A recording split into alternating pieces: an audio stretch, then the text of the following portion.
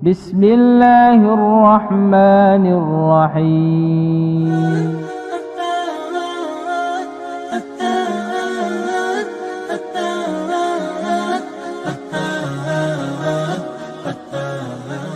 Rasulullah la nabiyya ba'dah. Allahumma salli ala habibina wa syafi'ina wa zukhrina wa maulana Muhammadin sallallahu alaihi wasallam wa ala alihi wa sahbihi wa man tabi'ahum bi ihsanin ila yaumiddin. Subhanaka la ilma lana illa ma 'allamtana innaka antal alimul hakim. Rabbana zidna ilman warzuqna fahman wa amalan salihan. Amma ba'du. Bapak dan Ibu hadirin wal hadirat jamaah salat maghrib Masjid Al-Muhajirin Bumi Asri yang dimuliakan Allah, marilah senantiasa kita panjatkan puja dan puji syukur kehadirat Allah Subhanahu wa taala atas nikmat-nikmat yang Allah berikan kepada kita, berupa nikmat kehidupan, nikmat kesehatan, nikmat kesempatan. Mudah-mudahan kita tergolong kepada orang-orang yang meletakkan setiap nikmat untuk istiqamah beribadah kepada Allah Subhanahu wa taala hingga pada hari kita kembali kepada Allah, kita tergolong kepada orang-orang yang husnul khatimah. Salawat dan salam kita sampaikan kepada Rasulullah sallallahu alaihi wasallam. Allahumma shalli wa sallim alaihi. Mudah-mudahan kita mendapatkan syafaat dari beliau kelak di yaumul mahsyar. Amin ya rabbal alamin.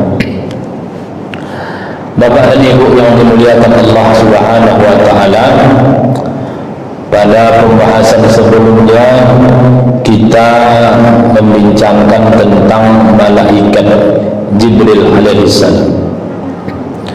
Malaikat Jibril adalah ra'isul malaikah, pemimpin daripada seluruh malaikat. Dan malaikat Jibril ini memiliki banyak sebutan, di antaranya adalah Ar-Ruh Al-Amin. Ar-Ruh Al-Amin kemudian disebut juga dengan Ruhul Kudus. Itu di dalam Al-Quran dan di dalam hadis Nabi sallallahu alaihi wasallam, hadis tentang wahyu. Malaikat Jibril disebut oleh Waraqah bin Naufal yang saat itu beragama Nasrani dengan An-Namus. Ini adalah An-Namus yang turun kepada Nabi Musa alaihissalam. Salah satu tugas dari malaikat Jibril adalah menyampaikan wahyu. Jadi bukan hanya menyampaikan wahyu, akan tetapi menyampaikan wahyu itu adalah satu dari pada tugas-tugas malaikat Jibril. Dan kita juga telah sampaikan pada pembahasan sebelumnya bahwa malaikat Jibril akan datang kepada orang yang sakratul maut dan ia selalu menjaga wudu'nya, selalu menjaga kesuciannya dalam kehidupan sehari-harinya. Bapak dan Ibu yang dimuliakan Allah Subhanahu wa taala, malam hari ini kita akan lanjutkan pembahasan kita, yaitu tentang malaikat Mikail dan malaikat Israfil. Ini kalau kita dulu mengaji di madrasah ibtidaiyah, ada 10 malaikat yang wajib kita ketahui: Jibril, Mikail, Israfil, Israel, Munkar, Nakir, Raqib, Atid, Malik Ridwan. Jadi malaikat Mikail yang kedua dan malaikat Israfil ini yang ketiga. Nah, Bapak dan Ibu yang dimuliakan Allah, malaikat yang menyampaikan wahyu itu malaikat Jibril. Jadi malaikat Jibril ini satu. Yang kedua yaitu malaikat Mikail. Malaikat Mikail ini kita ketahui bersama bahwa tugasnya adalah menurunkan hujan. Menurunkan hujan. Malaikat Mikail ini sosoknya satu malaikat, tetapi dia memiliki banyak anggota lah, istilah tentara-tentaranya banyak. Jadi malaikat-malaikat yang berurusan dengan masalah hujan ini banyak, tetapi pemimpin mereka adalah malaikat Mikail. Dan kemarin juga sudah kita bahas bahwa Mikail itu diambil dari dua kata, Mika sama Il. Mika artinya abdun, hamba, dan Il itu artinya Allah. Jadi Mikail adalah hamba Allah. Bapak dan Ibu yang dimuliakan Allah, nama malaikat Mikail ini itu terdapat dalam Al-Quran sebagaimana nama malaikat Jibril. Tapi kalau malaikat Israfil itu tak dapat dalam Al-Quran namanya, tetapi menunjukkan tugasnya nanti ada. Jadi kalau malaikat Jibril ada di dalam Al-Quran namanya, malaikat Mikail pun ada namanya di dalam Al-Quran. Tapi penyebutannya tidak dengan kata Mikail, tetapi dengan kata Mikal. Kalau kita lihat itu dalam Quran surah Al-Baqarah ayat 98, A'udzu billahi minasyaitonir rajim. Man kana aduwwan lillahi wa malaikatihi wa rusulihi wa Jibril wa Mikala fa innallaha aduwwun lil kafirin. Siapa yang memusuhi Allah, memusuhi malaikat, memusuhi para rasul, memusuhi Jibril, dan memusuhi Mikail, sungguh Allah adalah musuh bagi orang-orang kafir. Nah, apa maksud dari memusuhi di sini? Di antaranya adalah tidak meyakininya. Di antara makna dari memusuhi ini adalah tidak meyakininya. Yang kemarin kita bahas bahwa iman kita kepada malaikat maknanya adalah kita yakin malaikat itu ada dan mereka adalah hamba-hamba Allah Subhanahu wa taala yang memiliki sifat-sifat tertentu sebagaimana yang Allah jelaskan dalam Al-Qur'an ataupun dijelaskan Nabi Muhammad di dalam hadis-hadisnya. Tapi kalau kita lihatlah ayat-ayat ini Bapak dan Ibu yang dimuliakan Allah, coba kita perhatikan. Ketika manusia melakukan permusuhan terhadap Allah, memusuhi para malaikat, memusuhi para rasul, memusuhi Jibril, Mikail, mungkin di sini nanti akan ada satu tanda tanya. Mengapa malaikat itu kan sudah meliputi semuanya? Malaikat Jibril, malaikat Mikail itu termasuk juga dari golongan malaikat. Tetapi di dalam hadis ini mereka dikeluarkan seakan-akan begitu. Kalau dalam bahasa Arab nanti ada istilahnya mengatopkan, mengikutkan sesuatu yang umum kepada yang khusus, ada yang mengikutkan sesuatu yang khusus kepada yang umum. Nah, malaikat umum dia diatopkan kepada yang khusus, Jibril, Mikail, menunjukkan dua ini adalah malaikat yang agung. Maka dikeluarkan dia. Dalam bahasa Arab ini tidak dikeluarkan namanya, hanya diatopkan istilahnya. Kalau kita perhatikan ayat ini, siapa yang memusuhi Allah, memusuhi malaikat, para rasul, Jibril, Mikail, maka yang dihadapi mereka itu adalah kitab Allah Subhanahu wa taala. Oh, kami beriman kepada Allah, tapi kami tak beriman kepada Jibril, Mikail. Enggak ada itu cuma hayalan saja itu. Malaikat itu cuma hayalan saja, tidak ada wujudnya. Tetap Allah akan menjadi musuh mereka. Karena iman kita yang 6 itu adalah satu kesatuan. Beriman kepada Allah, para malaikat, kitab-kitab, para rasul, hari akhir, qadar yang baik dan yang buruk. Itu iman kita. Tidak sempurna iman kita, tak sah iman kita ketika kita mengingkari satu dari yang 6 itu. Nah, Bapak dan Ibu yang dimuliakan Allah Subhanahu wa taala, maka Mikal ini itulah dia malaikat Mikail. Makanya di dalam kitab ini ada kitab Jala'ul Afham Syarah Aqidatul Awam. Ini pelajaran yang disyarah oleh Said Muhammad bin Alawi bin Abbas Al-Maliki Al-Makki Al-Hasani. Beliau di sini menyebutkan ketika membahas nabi malaikat yang kedua, Mikalu dalam kurung Mikailu. Jadi Mikal itu adalah malaikat Mikail. Apa tugasnya? Wa huwa muwakkalun bil amtar wal bihar wal anhar wal arzaq. Jadi Syekh Muhammad bin Alawi bin Abbas Al-Maliki Al-Makki Al-Hasani mengatakan dalam kitab ini bahwasanya malaikat Mikail ini ditugaskan oleh Allah untuk mengurus, wa huwa muwakkalun bil amtar, dia adalah malaikat yang bertugas mengurus hujan, wal bihar, mengurus juga laut, wal anhar, mengurus juga sungai, wal arzaq, mengurus juga rezeki-rezeki. Nah, jadi bukan hanya hujan. Kalau kita lihat di sini, jadi para malaikat Mikail ini ditugaskan untuk masalah rezeki. Dan salah satu sumber rezeki, jalan rezeki manusia itu adalah air.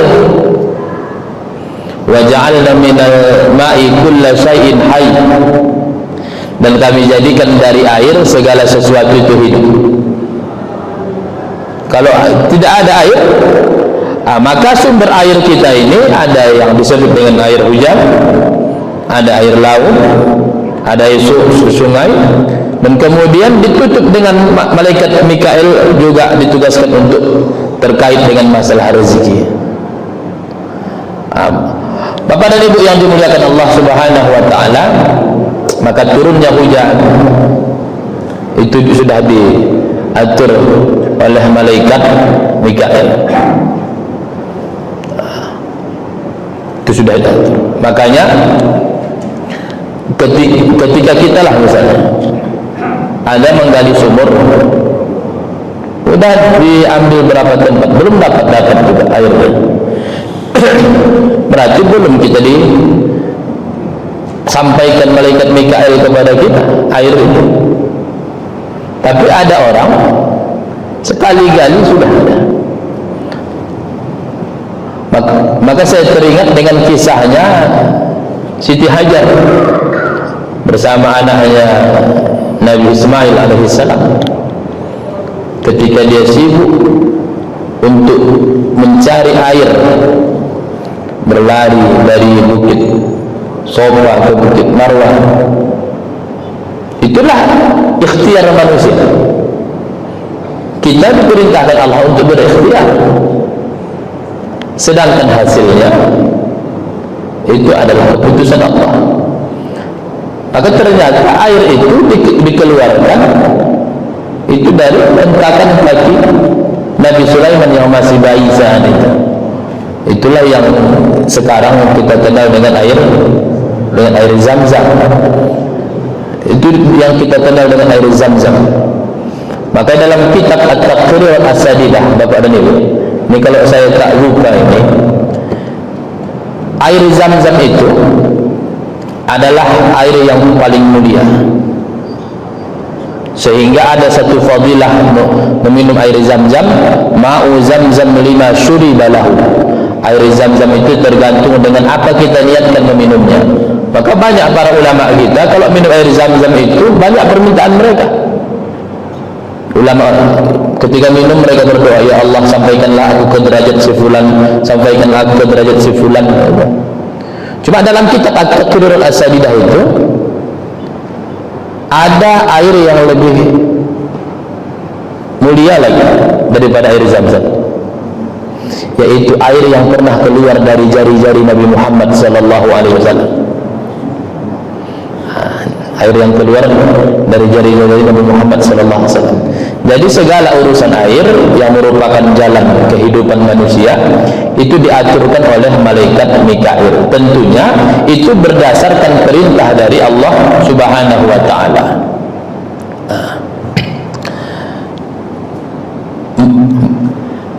Mengapa bukan Allah yang langsung mengatur air?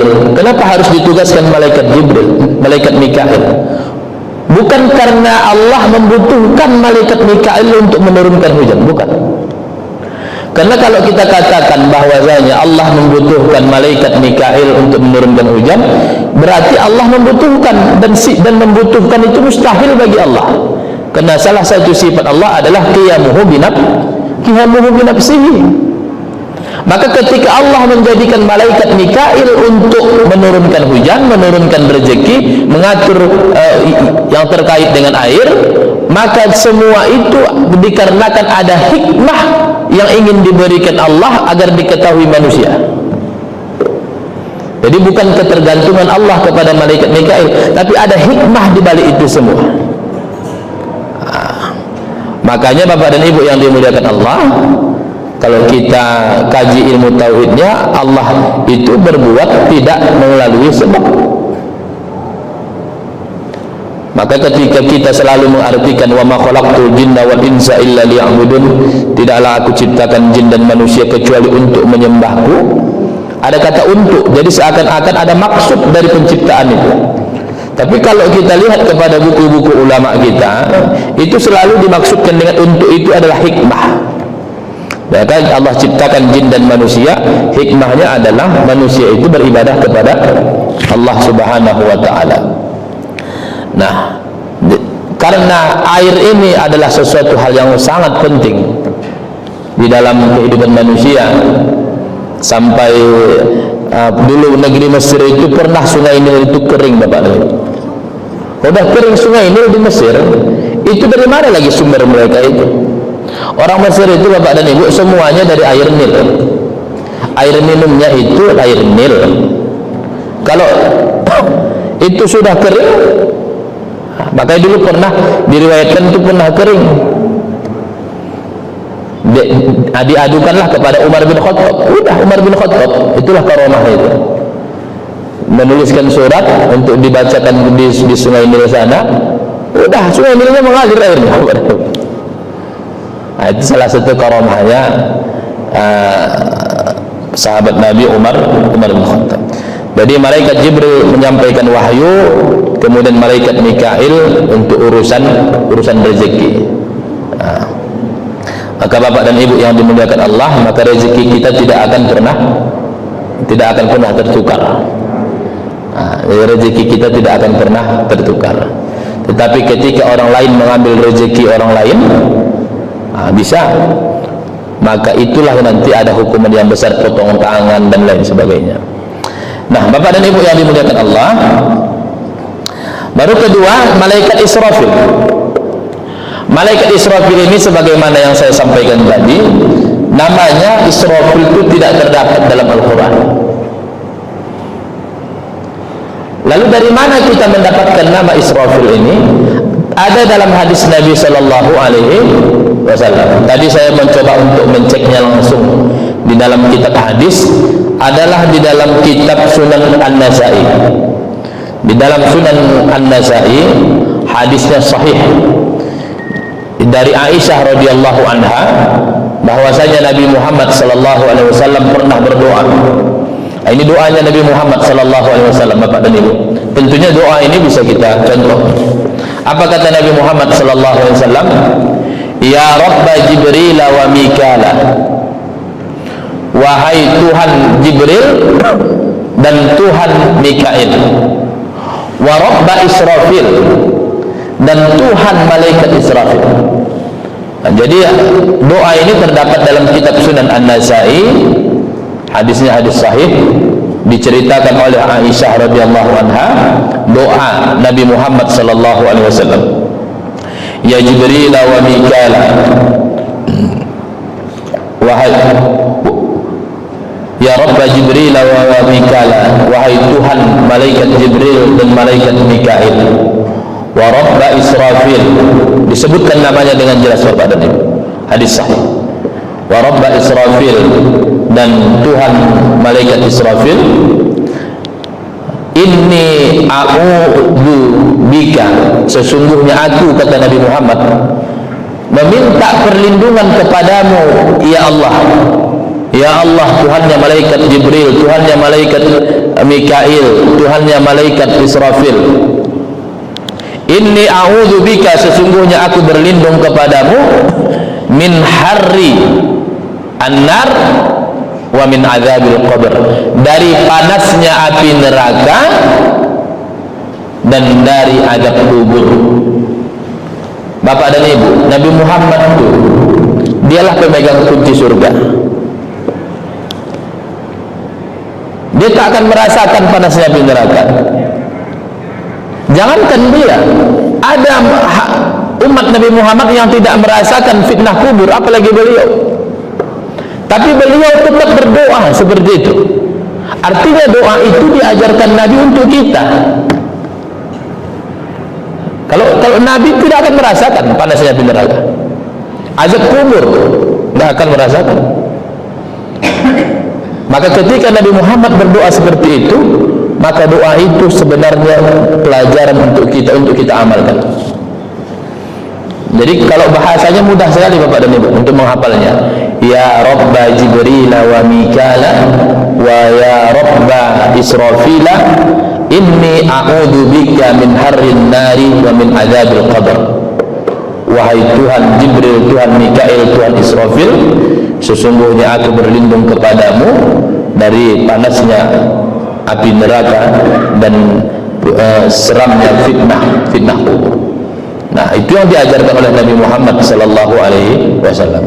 Nah, adapun di dalam Al-Qur'an Bapak dan Ibu, ada menceritakan dalam Al-Qur'an tentang peniupan sangkakala, di mana kita selalu menyebut malaikat Israfil ini tugasnya adalah meniup sangkakala. Maka kemarin ketika kita dulu pernah mengkaji Al-Asma Al-Husna, kalau tidak salah, kita pernah membahas, kita singgung sedikit bahwasanya bumi ini itu ya di ujung dari sangkakala itu. Kalau ditiupkan, nah kita lah duluan hancur. Berapa besarlah itu sangkakalanya itu.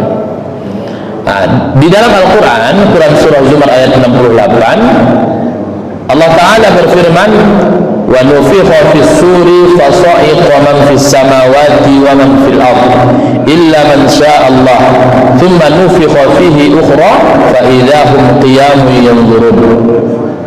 Dan ditiupkanlah sangkakala, perhatikan Bapak dan Ibu, dan ditiupkanlah sangkakala, maka matilah siapa yang di langit dan di bumi kecuali siapa yang dikehendaki Allah. Jadi masih ada pengecualian. Ketika ditiupkan sangkakala, terjadilah hari kiamat, maka hancurlah alam ini semuanya. Tapi ada makhluk-makhluk Allah yang tidak hancur. Memang di dalam Al-Quran tidak disebutkan apa saja yang tidak hancur, tapi Allah menyebutkan pada hari kiamat nanti itu tidak hancur semua. Masih ada yang dikecualikan. Alam ini nanti hancur, ada yang tidak hancur. Kalau di Quran bahasanya illa man syaa Allah, kecuali orang yang dikehendaki Allah. Itu tiupan pertama. Thumma nufikha fihi ukhra, kemudian ditiup sangkakala itu sekali lagi, maka tiba-tiba mereka berdiri menunggu putusan masing-masing. Nah, tiupan yang kedua itu adalah untuk nanti dibangkitkan kembali. Itu nanti untuk dibangkitkan kembali. Jadi ada dua tiupan. Tiupan pertama untuk kehancuran alam ini, kecuali siapa yang dikehendaki Allah. Tidak disebutkan dalam Al-Quran. Baru nanti setelah semuanya nanti sudah hancur, maka nanti ditiupkan kembali. Tiupan yang kedua itulah nanti namanya hari kebangkitan. Hari kebangkitan yang pertama kali nanti keluar dari kubur itu adalah Nabi Muhammad sallallahu alaihi wasallam. Maka itulah nanti bangkit baru digiring ke padang mahsyar yang sudah pernah kita bahas dahulu. Nah, Bapak dan Ibu yang dimuliakan Allah, maka ulama kita mencoba mencari apa-apa saja yang tidak hancur pada hari kiamat itu. Nah, ini dulu pernah kita singgung sedikit, kita ulang. Apa saja yang tidak hancur nanti ketika pada terjadinya hari kiamat, maka ulama tauhid mereka kajilah dari segi dalil-dalil, maka ada 7 yang tak hancur Bapak dan Ibu. Ada 7 nanti yang tidak hancur ketika hari kiamat. Yang pertama adalah al-jannatu wan nar. Surga dan neraka tidak akan hancur. Itu artinya surga dan neraka sebagaimana kita kaji dahulu itu sudah ada sekarang. Bahkan dari dulu sudah ada. Dan ketika terjadi hari kiamat, surga dan neraka ini tidak hancur. Mengapa surga dan neraka ini tidak hancur? Bukan karena dia kekal, tapi Allah yang menginginkan dia tidak hancur. Jadi semua ini kembali kepada kehendak Allah. Maka tidak bisa kita samakan kekekalan Allah dengan ketidakhancuran surga dan neraka. Tidak bisa. Maka dulu pernah saya sampaikan Bapak dan Ibu, wujud itu ada 4. Itu Imam Nawawi Al-Bantani mengatakan wujud itu ada 4. Wujud yang tak punya awal, tak punya akhir, itu cuma Allah. Ada wujud yang tak punya awal tapi punya akhir, itu adalah zaman azali. Ada wujud yang dia punya awal dan dia punya akhir. Inilah bebatuan-batuan yang ada di dunia ini, dia punya awal dan punya akhir. Kemudian ada dia wujud, dia punya awal tak punya akhir. Itulah diantaranya adalah surga dan neraka. Dia ada awalnya tapi tak ada akhir. Tapi ketiadaan akhirnya bukan karena dia yang mampu membuatnya begitu, tapi karena Allah yang menghendakinya. Maka al-jannatu wan nar, surga dan neraka itu tidak hancur. Jadi sekarang surga dan neraka sudah ada, dan nanti ketika hari kiamat terjadi dia pun tidak hancur. Itu 1. Tadi berapa sebelumnya? 7 kan? Ini mudah-mudahan tak lupa lah 7 ini. Kadang mengurutkan yang 7 ini yang payah. 7. Baru yang kedua adalah al-qalam. Al-qalam ini kalau dalam bahasa Arab diterjemahkan ke bahasa Indonesia pulpen. Dulu juga pernah kita bahas. Apa makhluk Allah yang pertama? Ikhtilaf ulama. Ada mengatakan makhluk pertama aras, ada mengatakan air, ada mengatakan kolam, tapi banyak pendapat yang mengatakan makhluk pertama adalah kolam.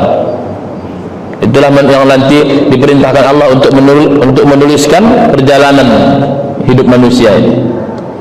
Jadi al-qalam ini tidak hancur. Kemudian yang ketiga yang tidak hancur adalah arash. A'zamu khalqillah. Makhluk Allah yang paling besar itu adalah arash. Disinilah nanti banyak perdebatan di tengah-tengah masyarakat yang memaknai Allah istawa alal arash. Ada yang memaknai Allah berada di atas aras. Ada juga mengatakan Allah di langit. Tapi ahli sunnah wal jamaah mengatakan Allah itu tidak bertempat. Jadi ketika mengatakan Allah istawa alal arash, itu bukan artinya Allah bertempat di arash. Karena sebelum arash pun ada, Allah sudah ada. Jadi surga dan neraka satu tidak hancur ketika hari kiamat, ketika tiupan sangkakala itu. Kemudian yang kedua tadi al-qalam tidak hancur. Kemudian yang ketiga arsy tidak hancur. Kemudian yang keempat yang tak hancur adalah kursi. Wasi'a kursiyyuhus samawati wal ardh. Ada kursi Allah. Tapi jangan kita bayangkan kayak kursi yang saya duduk ini. Oh, Allah di atas aras, di atas aras itu ada kursi Allah, duduk Allah di sini. Itu yang kita samakan Allah. Kalau kita samakan Allah dengan manusia duduk begini, di mana letak kajian kita bahwasanya Allah itu laisa kamitslihi syai'? Allah itu tak sama dengan makhluk. Mukhalafatuhu lil hawadis. Allah itu berbeda dengan makhluk. Maka ditakwilkanlah kadang. Bapak dan Ibu yang dimuliakan Allah, jadi udah berapa Bapak dan Ibu? 4. Saya kira udah 5. Payah ngurutkan ini. Jadi yang pertama tadi surga dan neraka, kolam, aras, kemudian kursi, baru lauhun mahfuz. Lauhun mahfuz itu tidak juga hancur. Lauh papan mahfuz yang terjaga, disitulah tersimpan semua perjalanan kita sampai akhir nanti. Baru yang keenam adalah ruh, tidak hancur. Kenapa? Nanti ketika ditiup sangkakala yang kedua, itu ruhnya balik ke jasad masing-masing. Jadi salah kalau ada orang mengira kita mati, ruh keluar, ruh ini dipakai Allah untuk jasad yang lain. Ruh ini tidak hancur Bapak dan Ibu. Kalau dalam kajian kita sebelumnya itu, ruh ini ketika kita meninggalkan dicabut nyawa. Ruh kemana dicabut? Ke atas. Makanya mata kita naik ke atas semua. Ditunjukkanlah di sana tempat kita nanti. Maka ketika dimandikan, habis itu turun. Ketika dimandikan, dibalikkan seperempat. Maka orang dimandikan itu tahu deh. Ketika dikafani, dibalikkan separuh. Maka kata Nabi ketika dikafani, cantikkan kafannya, karena mereka akan berjumpa dengan saudara-saudara mereka. Ketika sudah dimasukkan dalam kubur, baru dimasukkan ruh semua. Tapi mereka hidup beda dengan hidup kita. Walaupun sudah dimasukkan ruh, apa buktinya masukkan ruh? Mereka sadar. Ada dalam hadis Nabi bahwasanya mereka mendengar hentakan sandal kita ketika pulang. Dan mereka hidup di dalam kubur. Apa buktinya lagi? Kita ketika masuk ke dalam melewati kuburan, kita disunahkan untuk mengucapkan salam. Assalamualaikum ya ahlal kubur wa inna bikum bilahiqin. Keselamatanlah bagi kalian ahli kubur, sesungguhnya kami akan menyusul kalian. Nanti ketika terjadi hari kiamat, ruh ini tak hancur, jasad saja yang hancur. Ruh tidak hancur karena ruhnya akan kembali ke jasad. Itu yang keenam. Kemudian yang ketujuh, yang tidak hancur adalah tulang ekor kita. Tulang ekor kita tak hancur. Maka dari situlah nanti dikembalikan lagi ke apa kita, penciptaan kita. 7. Jadi 7 inilah Bapak dan Ibu, itu tidak hancur. Bapak dan Ibu yang dimuliakan Allah Subhanahu wa ta'ala. Jadi kalau kita lihatlah bagaimana penjelasan di dalam para ulama kita. Jadi malaikat Israfil ini terus memegang sangkakala itu. Jadi tugas besarnya itu cuma 2, meniup sangkakala yang pertama, terjadilah hari kiamat, hancurlah semua. Baru tiupan yang kedua, itulah tiupan kebangkitan. Nah, Bapak dan Ibu yang dimuliakan Allah Subhanahu wa ta'ala, inilah mungkin yang dapat saya sampaikan pada malam hari ini. Pembahasan tentang Mikail dan Israfil. Karena pembahasan malaikat Israel kayaknya ini nanti sedikit lebih panjang, pembahasan malaikat Israel, karena informasi kalau dari riwayat-riwayat ini banyak cerita-cerita tentang malaikat Israel. Tentang malaikat Israel itu banyak dibandingkan cerita malaikat Mikail. Nah, Bapak Bapak dan Ibu yang dimuliakan Allah, mungkin itu yang dapat saya sampaikan. Mudah-mudahan bisa menjadi ilmu yang bermanfaat. Allahu a'lam. Astaghfirullahalazim, astaghfirullahalazim, astaghfirullahalazim.